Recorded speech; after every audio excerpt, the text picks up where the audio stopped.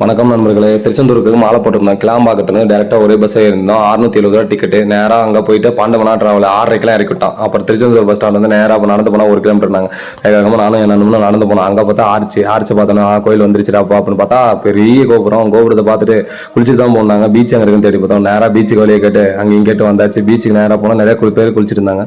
என் நண்பன் குளிக்கவே மாட்டேன். நான் அடிச்சு அவனை வாடா குளிச்சு அவனை குளிச்சுட்டு அதுக்கப்புறம் அங்கேருந்து போனால் நாளைக்கு நேரத்தை குளிச்சுட்டு போனால் ஐடிக்குனாங்க. அங்கே போயின்னா 2 மணி நேரம் ஆச்சு. 2 மணி நேரம் வெயிட் பண்ணி உள்ள போனா சவரில் தண்ணி ஊற்றுற மாதிரி ஊற்றிட்டு இருக்கு. அதுக்கப்புறம் அதை குடிச்சிட்டு அதுக்கப்புறம் வாட்டர்ல தீர்த்தம் முடிச்சாச்சு. பசிக்குதுன்னு வேற நண்பன் சொல்லிட்டான். வயிறு கிழத்து வேலை ஆனால் அவ்வளோ மேலே தான் சொன்னேன். மேலே போய் கொடுத்த பார்த்தா அங்கே இருப்பாங்க ஒரு 1000 பேர். அதுக்கப்புறம் பொருள் எல்லாம் பேக் எல்லாம் கொடுத்துட்டு போகலான்னு பேக்கை கொடுத்துட்டு ஃபோனை கொடுத்தாச்சு. அப்புறம் 100 ரூபா தரிசனம் ஃப்ரீ தரிசனம் சொல்லியிருந்தாங்க. நாங்கள் ஃப்ரீ தரிசனே போனோம். கூட்டம் கம்மியாக தான் இருந்துச்சு. 4 ஹவர் வெயிட் பண்ணி முருகரை பார்த்தாங்க.